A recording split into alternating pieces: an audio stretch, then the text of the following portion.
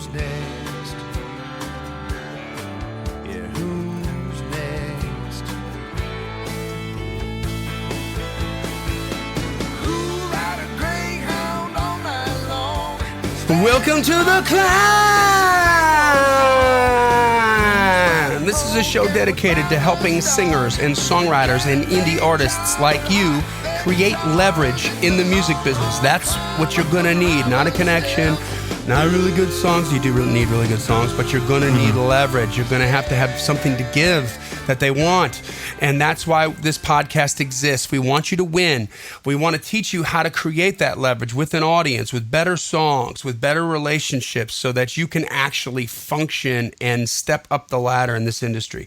That's why we called it the C.L.I.M.B. It stands for Creating Leverage in the Music Business. Brilliant. And our wordsmith that came up with that is my co-host, Mr. Brent Baxter. Brent is an award-winning hit songwriter with cuts by Alan Jackson, Randy Travis, Lady Antebellum, Joe Nichols, and more. And he also helps songwriters turn pro by teaching the art, the craft, and the business of songwriting. And you can find Brent at songwritingpro.com. Once again, that's songwritingpro.com. Hey, and I would like to introduce you to my co-host, Johnny Dwinell. Johnny owns Daredevil Production. It's an innovative artist development company. They help you find your sound, and they help you find your audience. Not only do they develop and improve your artistry, they also grow and monetize your fan base, creating cash flow, baby. Daredevil has worked with multi-platinum artists like Colin Ray, Tracy Lawrence, Ty Herndon, and Andy Griggs, just to name a few. You can find Johnny at daredevilproduction.com. That's production, singular, no S, because, ladies and gentlemen, there's only one Dr. Johnny Fever.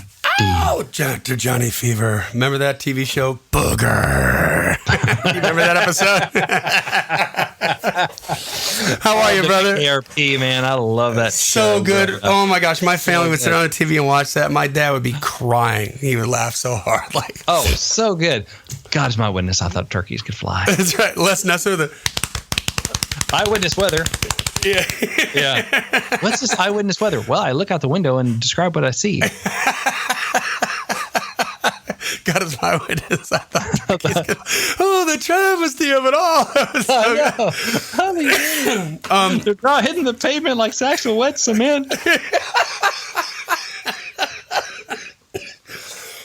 Just talking about it, it's funny, man. Oh my gosh! I have to make my in wife. Cincinnati, the Thanksgiving episode. You guys, you just go to YouTube and watch it. It's the funniest thing. It's so good. I'm gonna have to make my wife watch it. She's not gonna want to. Just the aesthetics of that time period on TV shows, like she can't watch MASH. Oh my gosh! There's something about it. It's 70s, 80s, hairy, kind of sweaty and greasy, and just she has a hard time with it. So. I'm like, but that's me. Hairy, sweaty, and greasy. I'm a child of the 70s, kind of sweaty and hairy and greasy myself. Oh, my gosh. Anyway. Well, ladies and gentlemen, let's get ready to rumble. In this corner over here, we have our community of songwriters who have entered into the song titled Challenge. And in this corner over here, weighing in at 160 with a beard and a devout Christian with 4 kids and a beautiful wife, Mr. Brent Baxter. I have not been 160 since I was like 12. Okay, well, I'm just trying to help you out. You look like you're 160. Yeah, I wish I was 160. Oh, boy. Anyway. When I toured, I was 165. I couldn't get in weight over 165. Now I'm not going to tell you what I am, but that's all right. Guys, songwriting challenge number 1. We're going to try to get through as many of these as we can. But before that, we have a review, I believe. We have a review. We're going to read. Johnny, you want to lay it on me? I would like to lay it on you. This is a 5-star review. It says, wonderful podcast by K Fitz H2O. Fitzwater. That is. I bet it's Fitzwater. I bet it is Fitzwater. But I like the K Fitz. The way it looks, it's kind of cool. Like that'd be a. It does look, yeah. The C.L.I.M.B. with Johnny Dwinell and Brent Baxter is a great podcast on songwriting and the music business. Their conversational style brings forth a wealth of wisdom, so appreciate their generosity in sharing their knowledge to help others. Thank you, Fitzwater. Thank you, Mr. Fitz H2O. Fitz H2O. I freaking love that. I just I love the way that looks. I mean, I don't know. It looks like it could be it could be up in lights. That It's like a brand. FITZ H2O. Like all right. sparkling water. So here we go. So if you're just joining the podcast, a few episodes back, we decided we were going to try. Somebody challenged us, right? It was yes. They challenged me basically to write a song on the podcast live, which would be completely boring for you. Which it'd be like not for you, but for the listeners, they would be like yawn. Yeah, like, I'd be sweating. Yeah. Like we thought, well, how could we adapt this to the podcast? I thought was interesting because that's one thing I always wanted to know. Back in the day, before I was in the room with the pro, is like, what are they thinking? Like, to come up with these songs, what's their thought process like that's different from mine? So we thought, okay, let's see what we can do to translate that into something that might be helpful and hopefully somewhat riveting. Yeah, well, this could go either way.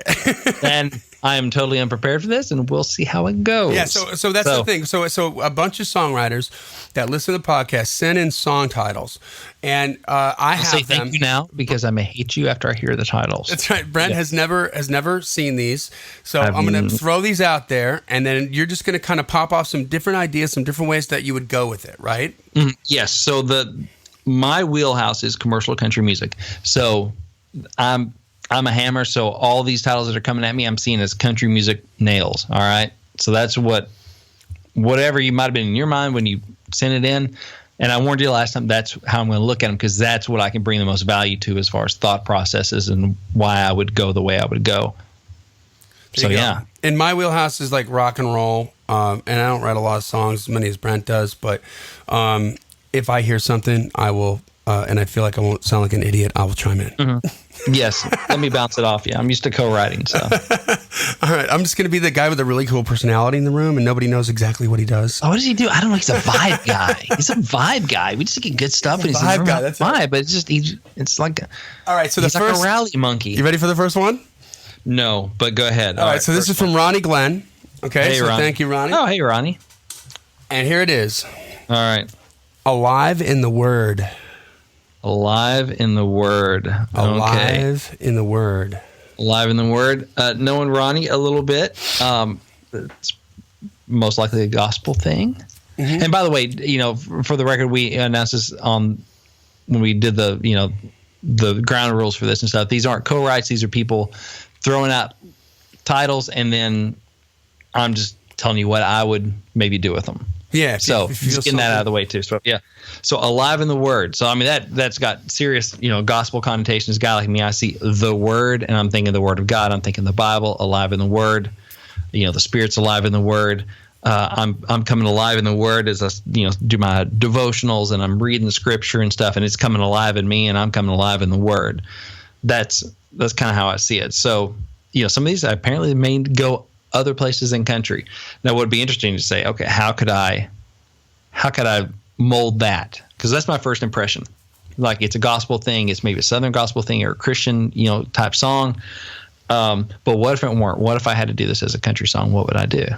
That's when things really get interesting because that's, alive in the Word. Maybe like, okay, that's cool for a Christian title, but if you can make that work as like a country song, that's right. Not like a gospel country song, then that's an unusual thing. Now, if you can make that work, then you're like, oh, that's interesting because it's going to have to be interesting because it's not an obvious, at least not to me right off the bat, not an obvious country song title. So what could I do?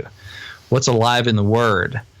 You could pick, do you try to go the metaphorical weird route of like kill a word that Eric Church had, when he personified, anger, hate, fear, hostile, or as he calls it, hostile. Do you do something like that? What is alive in the Word? What I want to do is I want to find a way to go positive with it. Tempo if I can. Mm-hmm. Me to you. Because these are the things that kind of work. This is the flavor of current country music. So I'm like, okay, alive in the Word, I'm talking to you. My probably more male than female, just for one thing, the number of artists that cut. And my own perspective, I'm going to bring more of a male perspective for obvious reasons. And if you've ever seen me, it's real obvious. Anyway, so let's see here. Alive in the Word. So, what's a powerful word? What if the yes. What if the word was a girl's name? Could be a girl's name. Yeah. Could be the word home. Could be the word God. Could be the word yes. I think of that old Chad Brock song. She said yes, and I said wow. Come alive in the word. Let's see. Alive in the word. Well, maybe we should kind of give you this little nuggets, and we'll come back. We'll dig further in. So let's go to the next one. But that's an interesting title, Ronnie. I think that's a lot of good stuff right there. No matter what, some direction. And this is kind of like a co-write. Like, what else you got? Let's throw some others. That's cool. We may come back to that. What else you got, Johnny? Okay, next is JB Doty. JB. Is that? Am I pronouncing his last name right? You know him? Dottie, is it Dottie or Doty? Forgive me if I'm mispronouncing. I've seen it, but I don't think I've heard it said out loud. I bet you it's Dottie. I bet you it's JB Dottie. That just sounds more like a cowboy. Or a cowgirl if it's a girl. I don't know.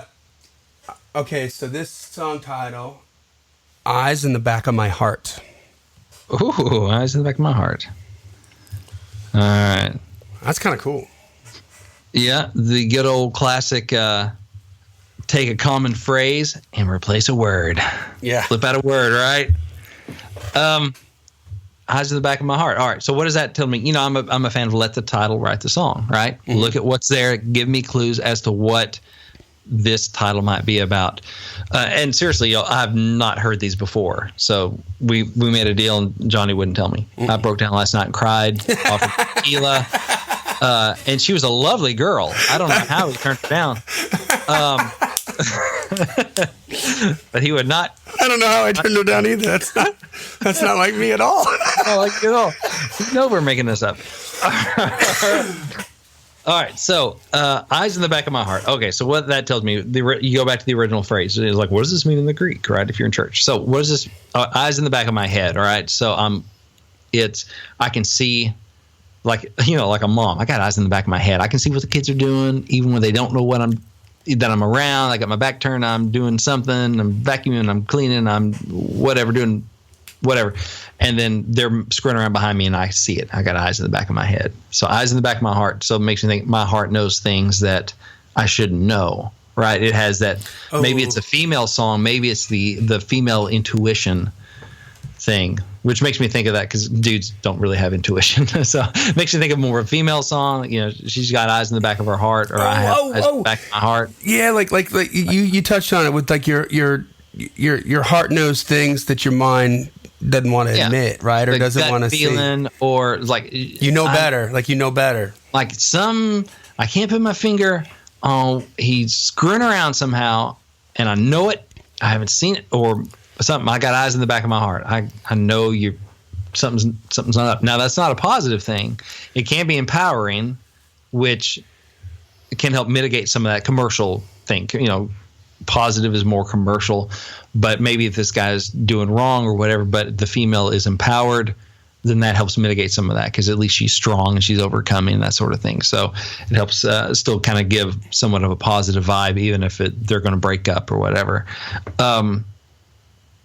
Yeah. So or could it be a meeting? Could it be like the chance meeting? Like they're at a bar, they're at a honky tonk, and then she is really attracted to the guy, and but she sees that the guy's a player.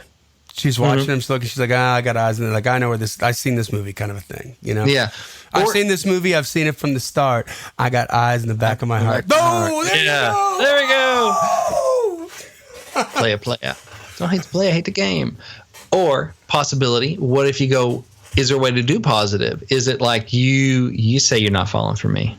You act like you don't care, but you can try to mislead me, whatever. You're not getting that far. I got eyes in the back of my heart. I know you're. Yeah. No, you do that. That's a clever. You're acting like a player, but no. Yeah, you're just putting on. You're trying to fool yourself even.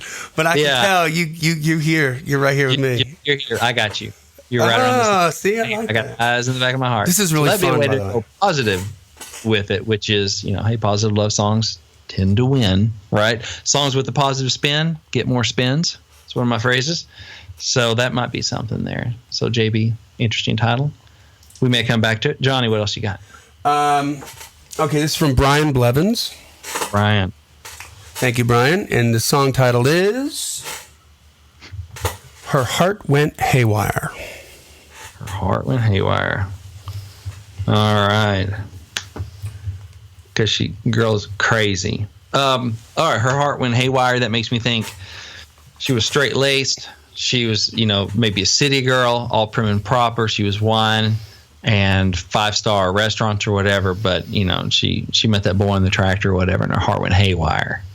Something like that. And he pulled her in with his tractor beams on the headlights when she saw the tractor beams. Oh, see how that, just the setup and the city vibe sets up that haywire part so much better. That's so badass, dude. Yeah. Hey, thank you, dude. I can't. So that could be something about, kind of the ladies love country boys kind of thing. She grew up in the city, the kind of thing. And then she's, go Green Acres. Yeah. New York is where I'd rather stay. But man, she saw him and her heart went haywire. She went all crazy in a good country song kind of way. And now things are rocking on the farm. That might be a possibility. Kind of a story song because so it sounds like it's going to be a third person story song, her and him. It could be me and her, yeah, she grew up this, but she met me and her heart went haywire. Could come off a little kind of braggy, like, let me tell you about this girl. Boy, I really changed her life. She is crazy over me. Could be a little pompous, I guess. Could be. So it may be better to go straight third person.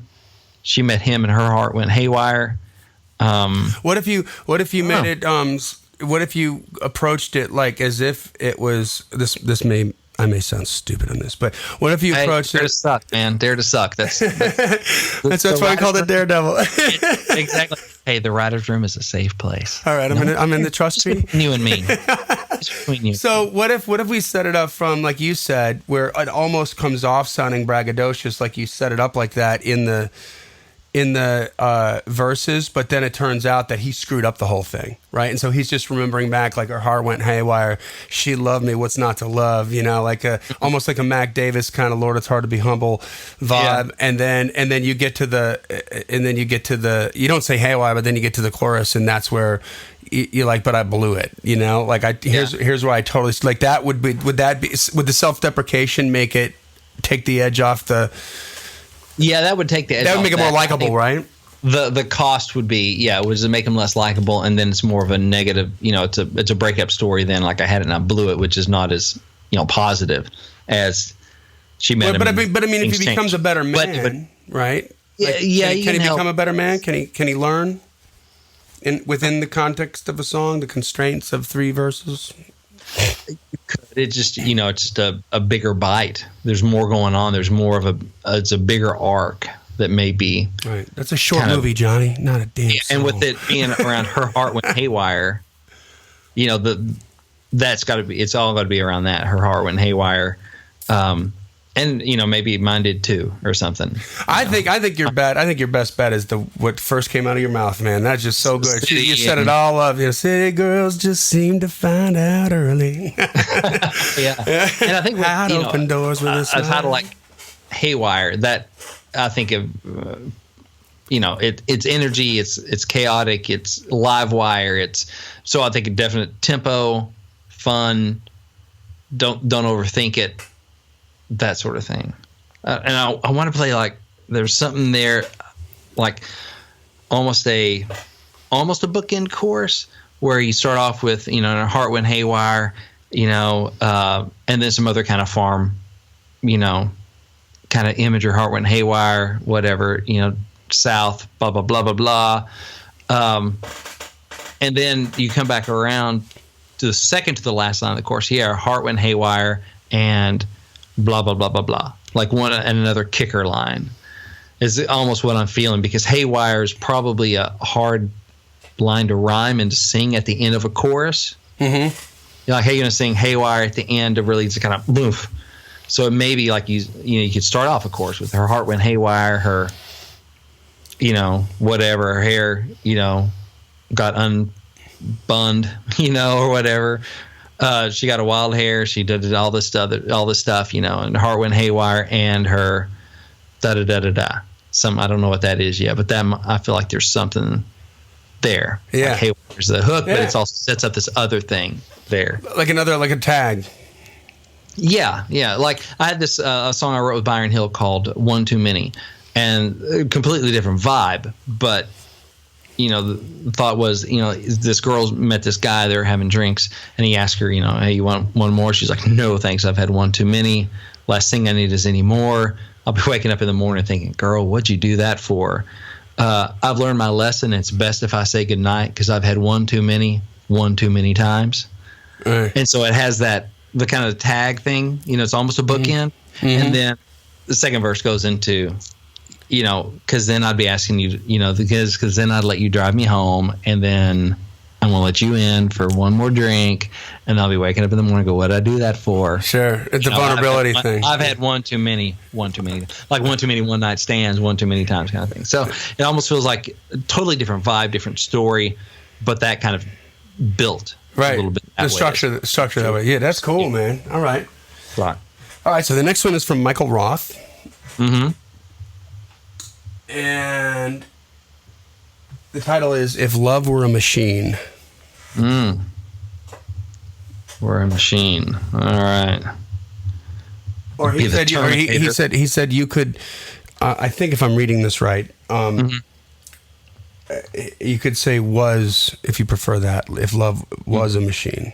Thank you for giving me that option to country it up. Were is grammatically correct. So that's exactly what he said. If that's too grammatical, you can say was. I mean, the way he typed it was like, I didn't understand what he was saying at first, because here's what it says. If love were a machine, and then the next line is or was, comma, if that's too grammatical. And I'm like, is was too grammatical? Was. Yeah. And then I got it. Then I'm like, okay. It took me a second to figure it out. I get it. If love were a machine. And he's right on time. It was my fault. I read it wrong. That's funny. Yeah. It'd be the Terminator. No, it'd be... That's in my last two relationships. There you go.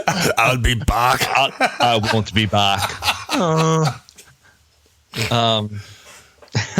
Why did I know now why you cry? Okay, so let's really hope they didn't talk like that. So if love were a machine, all right, you could do. Okay, so I'm thinking I want to do, because you could go negative. You could love or a machine, man. It'd be, love in my life. It'd be, it need a repair. This is one of those where I'd go and I'd do like 1,000-word exercise. I'd do a diving exercise, and I'd just start free association, brainstorming on the page, going, I need to change the oil.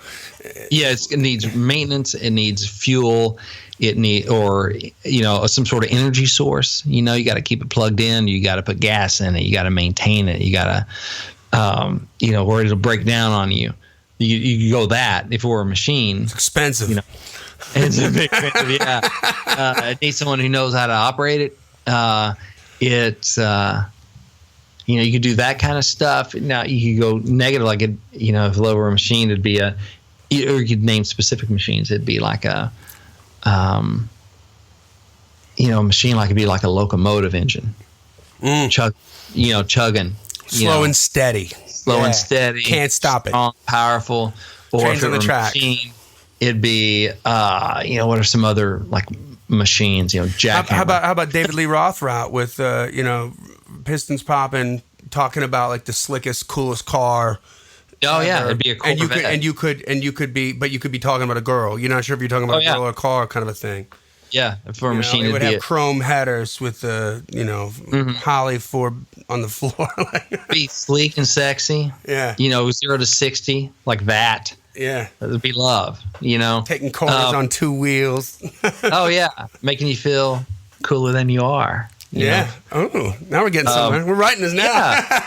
Yeah, there you go. And so, like, you can do one of those things where you laundry list. It could be half a verse or a whole verse could be this one type of machine, showcasing this one aspect of love, and then the next verse could do something else. And then maybe airplanes are machines, right? Rockets are machines. You could go there. Mm-hmm. You could go. It could, or top fuel funny cars, it'd burn alcohol clean, like 300 miles an hour and a quarter mile, Yeah. We got some good stuff on that one. So there's all kinds of stuff there. You can go negative, or it'd be an old, it's an old something broke down in the rain, rusted out. You can do that negative, but we want to stay positive because spins. So I want to think If Love Were a Machine, and that also feels like it's an odd title to probably end a chorus on. So you're gonna have to end somewhere else. It's one of those that it might start the chorus, right? It might start the chorus because it doesn't feel like it's one of those, anthem like people want to be pumping their fists and singing If Love Were a Machine, right. So it's going to need some other kind of hooks and bells and whistles. You could maybe talk about like the tenderness and the care that it takes to be in love with the machine in the context of, say, fixing up like an old rusted out, cherry restoration. Restoration, right? Of a cherry. Right? Well, it's not cherry, but it's like a beat up old Ford Mustang, 64 and a half Ford Mustang, and then all the care that you take. Just don't say Bondo if you're talking about a girl. It's probably not good, but probably gonna get hit for that one. Yeah, exactly. So one other thought on that though is what was it? It could be.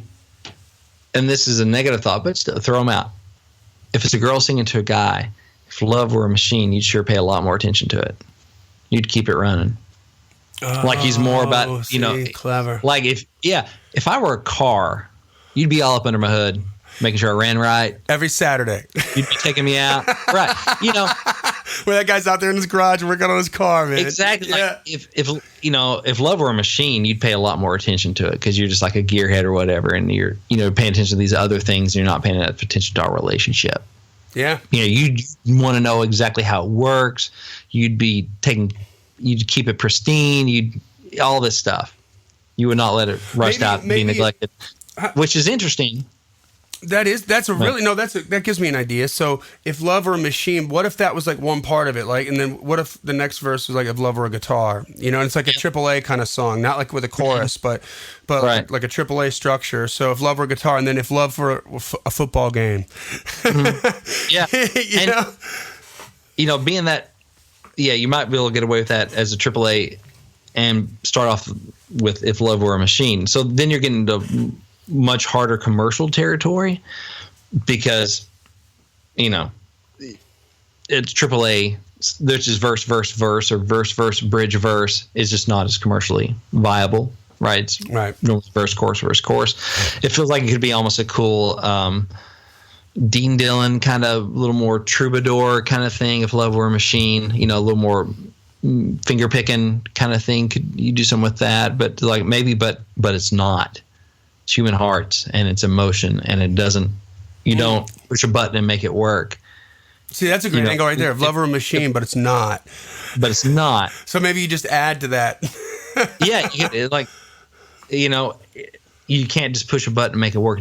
You just can't put gas in it and it runs. It's got a mind of its own. It's not a machine. Ooh. And it could still be a good thing. Yeah. Because if love were a machine, it wouldn't have a heart. It wouldn't feel a thing. If love were a machine, it's a good thing. Like you want it to just run like clockwork.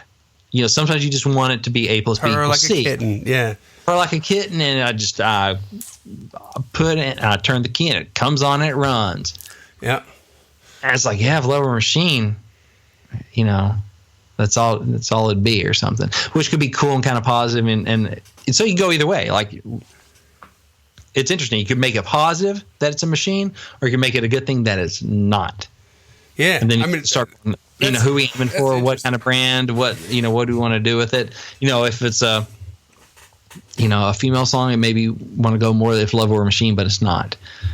And if it's a guy, it may want to be like your love is a train, your love is a airplane, a rocket, a Corvette. Because the guys tend to be more, a machine guy. Yeah, a little more metaphorically leaning towards the machine rather than the exactly. heart. That's more his language, right? Then the testosterone creeps into the way we think. Yeah, exactly. So that's a good one. Could be like Dean Dillon, George Strait kind of. If it were a machine, but it's not. It's a horse. I don't know. So all right, we got I know we're going on time, so we're not going to be able to dig in probably to a whole lot, but hopefully this has been interesting for people. I'm having a good time. I mean, I am too. It's waking me up. All right, so Michael Casali is our next writer. Michael, hey. And y'all, thanks for sending this stuff in. That's cool and honestly, any direction I'm throwing out, if you want to go take it and run with that direction, y'all, God bless you. If it goes number 1, invite me to the party. There you go. And me too, because I helped. Because you were there. Free cocktails. All right, so Michael Casali's song title is Second Luckiest Guy in the World. All right, second luckiest guy in the world. That's interesting. All right. Man. I got an idea already. You got an idea? All right, what's your idea? What if it was the one guy sort of imagining if he met I think Anthony Orio wrote a song like this. One guy imagining like he met his ex's future husband. Yeah. And he's like, you're the second luckiest guy in the world because everything that she does is because of me, Right, yeah. Anthony wrote that song called The Man. That's right, yeah. I'm the man that taught her everything she knows. Yeah. That's because of me. Because of me. Right. Yeah. That's funny. You're the second luckiest guy in the world. That's interesting. Because my first thought is, I'm the second luckiest guy in the world, which has a little of a negative connotation. You don't want to tell your girl, I'm the second luckiest guy in the world. There's some guy out there who has it better than me. You don't want to do that. That's insulting, even though that's high praise going, there's only one guy in the world of billions that's luckier than me. Still, all she's going to hear is you're not the best. So, yeah, you're the second luckiest guy in the world. I also think, is there a way, and I'm just spitballing, like I had her last, and now she's marrying him. But I was the second luckiest guy in the world. I had her for a while. Yeah, maybe like a kind of loved her and lost her. Loved her, lost her. So, not a positive thing, but, he's up there. He's the luckiest guy in the world. Well, I was the second luckiest guy in the world. Or you could also say, I'm the second luckiest guy in the world. He was the luckiest guy in the world that he was with you. Now I'm the second one because I got you now, which is a little bit more of a head twist, going like he was first, I was second. Mm-hmm. He had her first, now I got her second, But then that just is kind of weird and a little more of a head trip, and it's not as clean. You can misunderstand it more. So second luckiest guy in the world. Hey, because I'm with you, the best anyone else can do is be the second luckiest guy in the world. It's basically a roundabout way of saying I'm the luckiest guy in the world. Since I found you, all any other dude can hope for is to be the second luckiest guy in the world. Oh, there you go. Because I'm the luckiest guy. I got you. There you go. Oh, yeah, because I got you. Or you could even, like I was, man. Okay, so you can talk newspaper. I opened up the internet. I saw this guy. He found a treasure chest, for blah, blah, blah. That's just like I say, like a lottery. Just won the lottery. Yeah, he just won the lottery. First round draft pick football, got a $30 million contract, second luckiest guy in the world. Yeah. I got you. That's hot, dude. That's good. To let you paint these, cool stories, and people are like, where's this going? Yeah. Or this guy that, you may just want to make it pure positive. He could be like this guy that was lucky to, like, he survived this crazy, insane thing. He walked away without a scratch. Second luckiest guy in the world. But that's like he escaped something bad. Like, I think you want to do, this guy had something really awesome happen to him. Yeah. That way you want to say, like, I'm the second, but I'm the luckiest guy. Why? Because you got out of. Because I got you. Yeah. Because I got you. Because I got you. I got you. He's the second luckiest guy in the world. He's got it almost as good as I do. Because I got you. Now that I got you, all anyone else can hope to be is the second luckiest guy in the world. That's cool. That's good, man. All right, so that's fun. Just keep twisting, keep spinning, find what excites you. Okay, so this is from Nyla. Mm-hmm. I don't have a last name. Okay. Accidentally on purpose. Okay. All right. Accidentally on purpose. All right. I wonder if that's Nyla K. Well, so you did something, you made it look like an accident, but you really meant to do it. So it's, it could be the bar bumping into someone. I bumped into you accidentally on purpose. I spilled a drink on your dress accidentally on purpose. We should go get you out of those wet clothes. We should get you out of these wet things. That's a 007 line. Love that. Yeah. Let's see. So that's almost like The Chair, that George Strait classic. And I must have George on my mind tonight. But, where, excuse me, I think you've got my chair, this whole setup. And then you realize the whole time he had this thing planned. He looked like he wasn't smooth, but the whole time he was being smooth. So it's almost another perspective of that kind of thing where it seems accidental, but it's totally on purpose. Accidentally on purpose. I feel like that title has probably been written, because it's a phrase I've heard before. So in my mind, I'm thinking, okay, there are others of those out there. What can I do to give it that extra twist or that something to beat out all those other ones? That's what we do with Crickets. We feel like, oh gosh, certainly this title has been written before. What can we do to make it stand out? So we had to go that extra mile. And so I think that'd be the challenge in Accidentally on Purpose is that, what can we do to, because I feel like most people would write I bumped into you accidentally on purpose. I accidentally on purpose, I feel like that's the way most people would do it. So therefore I don't want to do that unless I'm the artist and they want to say it that way. Right. You can, you beat most of the competition just by proximity to the yes. But assuming we're pitching it like, I got to find another way to write this, though it's not, I've heard this in the same basic angle 15 times. Yeah.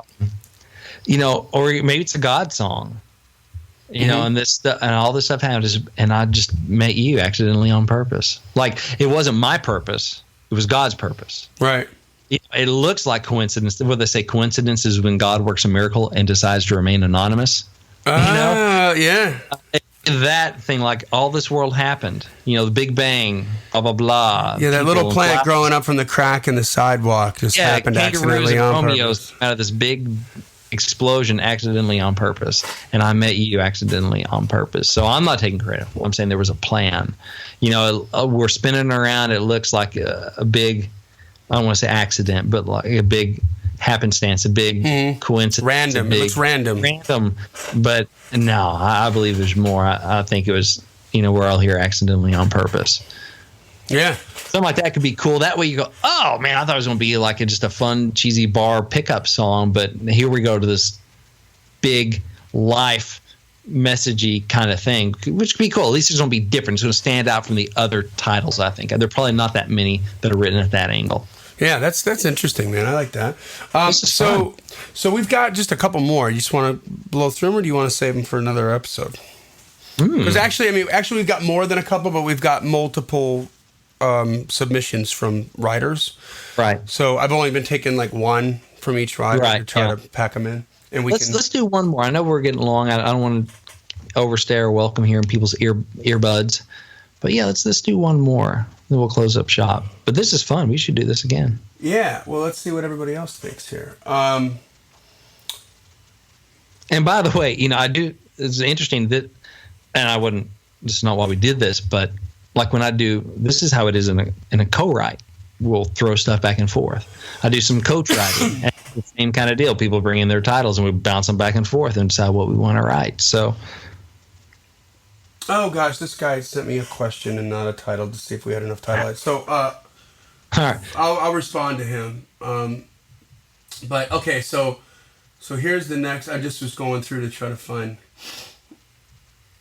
a cool one. Oh, they're all cool, Johnny. We just may not see the brilliance. Well, I mean, not a cool one. I mean, one that isn't. Just play.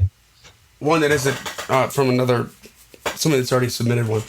Yeah, okay. So this is Alan R. Boulay. Alan. And his song title is, it sounds a little negative here, but it is... well, good. That's going to make a really cool, positive song. You Don't Talk About Me to Your Friends. He has to your friends in parentheses, so it's... you don't talk about me to your friends. I got you. Yeah. To your friends. All right.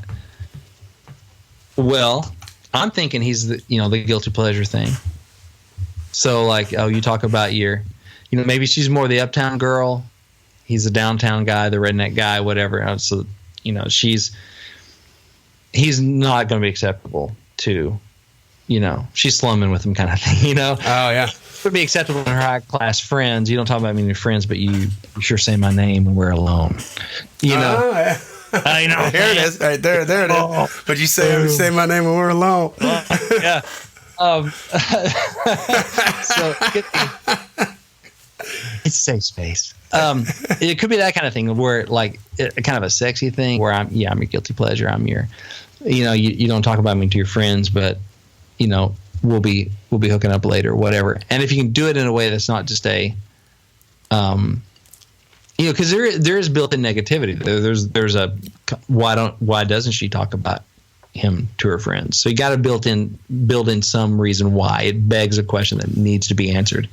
Kind of a Billy Joel Uptown Girl kind of thing, which is positive, Yeah, which is positive. So yeah, it might be the fact that I wouldn't really be acceptable in those circles, but we can't stay away from each other. You don't talk about me to your friends.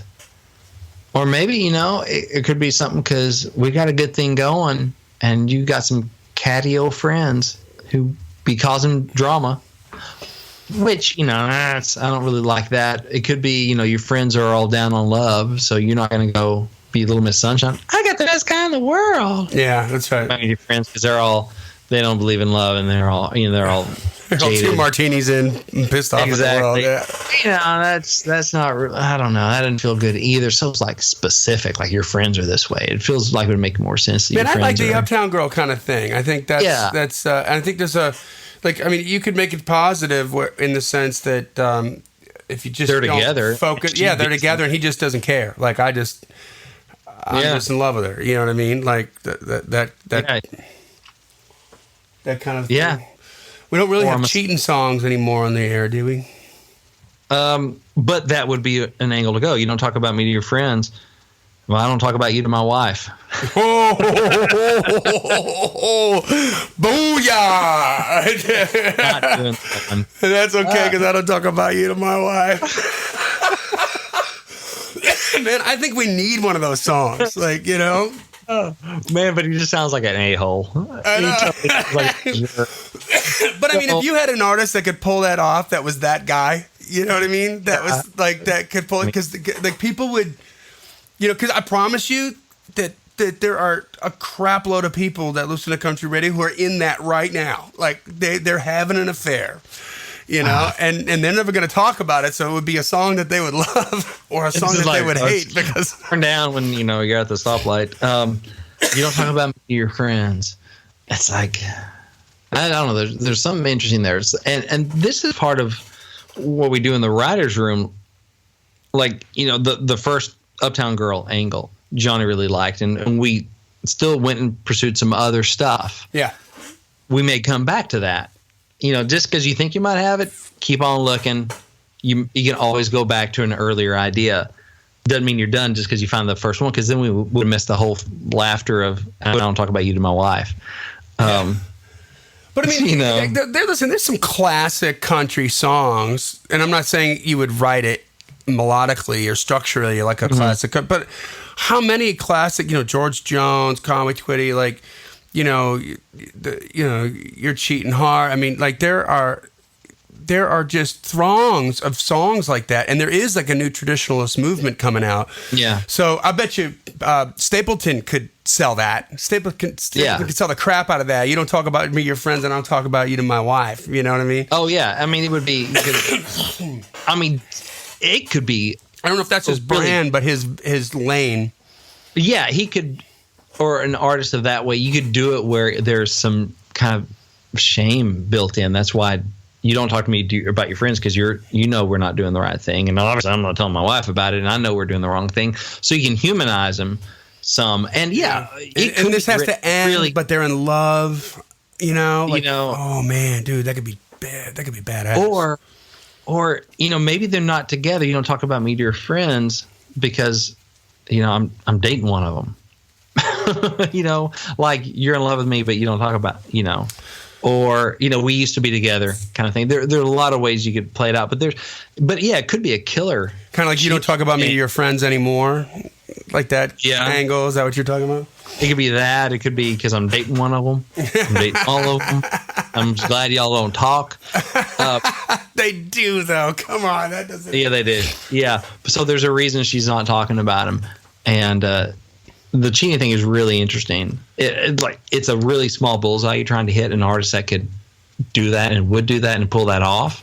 Really small bullseye you're trying to hit. So, what's more positive would be probably the bro, maybe not even a bro thing, but the guilty pleasure. Just I'm not uptown enough. My wallet's not fat enough for that world. But it's still, it's more of a sexy kind of thing. Yeah. So here's an interesting take. We just in this conversation, in this song title, talked about here's what we're going to do if we want to get a cut on the air with an outside cut.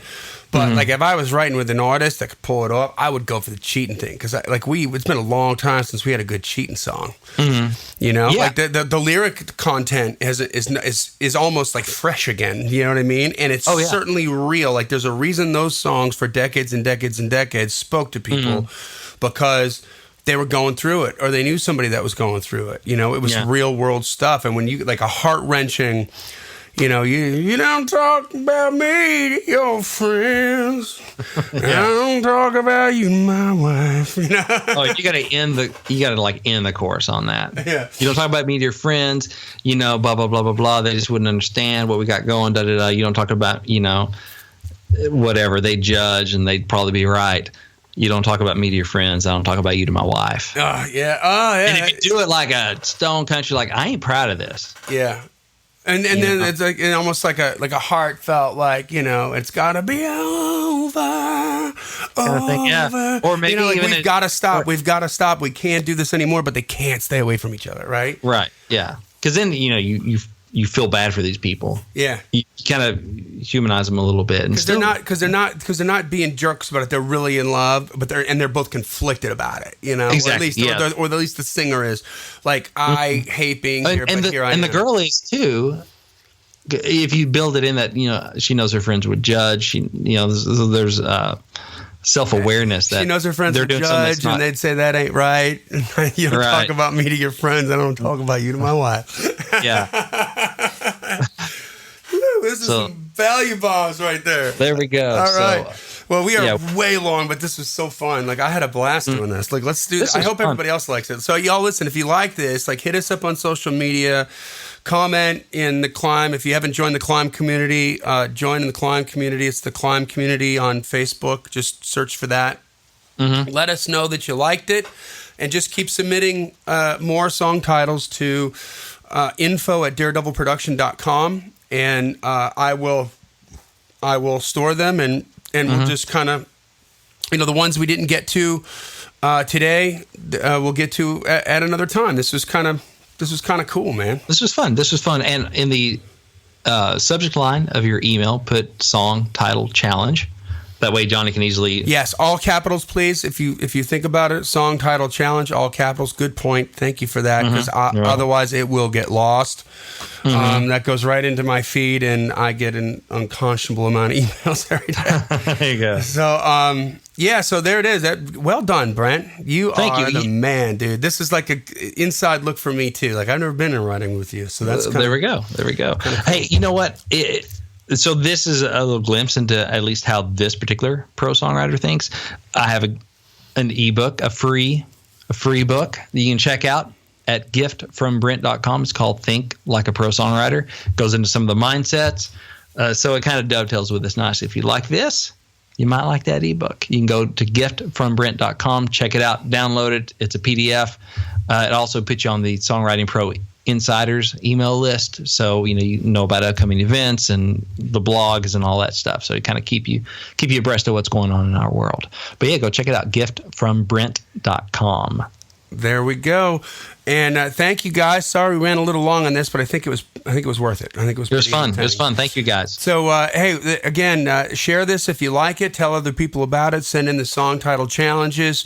And remember, this podcast exists because we want you to win. We want you to get some different ideas on how to improve your songwriting and how to improve your marketing, get your audience, and become a little powerhouse so that you can get the respect that you deserve. Okay.